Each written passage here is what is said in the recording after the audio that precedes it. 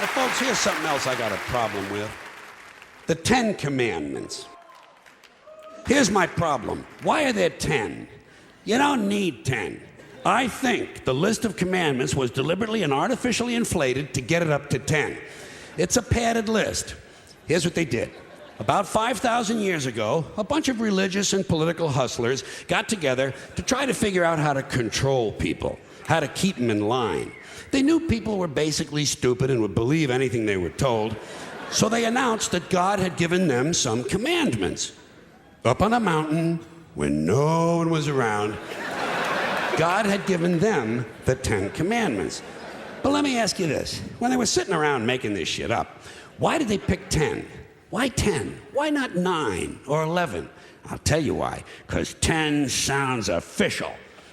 10 sounds important. They knew if it was 11, people wouldn't take it seriously. Say, what, are you kidding me? The 11 Commandments? Get the fuck out of here. But 10 sounds important. 10 is the basis for the decimal system. It's a decade. It's a psychologically satisfying number. The top 10, the 10 most wanted, the 10 best dressed. So having 10 commandments was really a marketing decision. And to me, it's clearly a bullshit list. It's a political document artificially inflated to sell better. I'm going to show you how you could reduce the number of commandments and come up with a list that's a little more workable and logical. We're going to start with the first 3, and I'll use the Roman Catholic version because those are the ones I was taught as a little boy. I am the Lord thy God. Thou shalt not have strange gods before me. Thou shalt not take the name of the Lord thy God in vain. Thou shalt keep holy the Sabbath. Right off the bat, the first 3, pure bullshit. Sabbath day, Lord's name, strange gods. Spooky language. Spooky language. Designed to scare and control primitive people.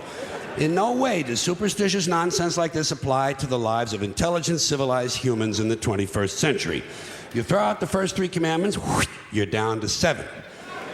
Next, honor thy father and mother. Obedience, respect for authority. Just another name for controlling people.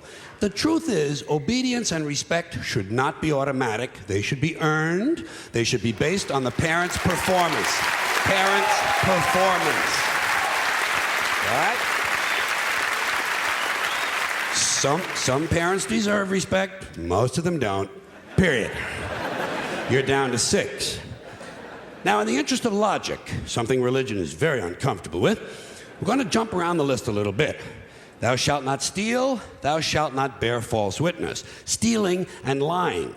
Well, actually, these 2 both prohibit the same kind of behavior. Dishonesty, stealing, and lying. So you don't need 2 of them. Instead, you combine them and you call it thou shalt not be dishonest. And suddenly, you're down to 5. And as long as we're combining, I have 2 others that belong together. Thou shalt not commit adultery, thou shalt not covet thy neighbor's wife. Once again, these 2 prohibit the same kind of behavior, in this case, marital infidelity. The difference is coveting takes place in the mind, and I don't think you should outlaw fantasizing about someone else's wife. Otherwise, what's a guy going to think about when he's waxing his carrot? But marital fidelity is a good idea, so we're going to keep the idea and call this one, thou shalt not be unfaithful. And suddenly, we're down to 4. But when you think about it, honesty and fidelity are really part of the same overall value. So in truth, you could combine the 2 honesty commandments with the 2 fidelity commandments and give them simpler language, positive language instead of negative, and call the whole thing, thou shalt always be honest and faithful, and we're down to 3. Thou shalt, they're going away fast. Thou shalt not covet thy neighbor's goods. This one is just plain fucking stupid. Coveting your neighbor's goods is what keeps the economy going. Am I right? Your neighbor gets a vibrator that plays "O Come All Ye Faithful." You want to get one too. Coveting creates jobs. Leave it alone. You throw out coveting and you're down to 2 now, the big honesty and fidelity commandment, and the one we haven't talked about yet, thou shalt not kill, murder, the 5th commandment. But when you think about it, when you think about it, religion has never really had a big problem with murder. Not really. More people have been killed in the name of God than for any other reason. All you have to do... Sure. Yeah. Uh-huh. All you have to do is look at Northern Ireland, the Middle East, Kashmir, the Inquisition, the Crusades, and the World Trade Center to see how seriously the religious folks take thou shalt not kill. The more devout they are, the more they see murder as being negotiable.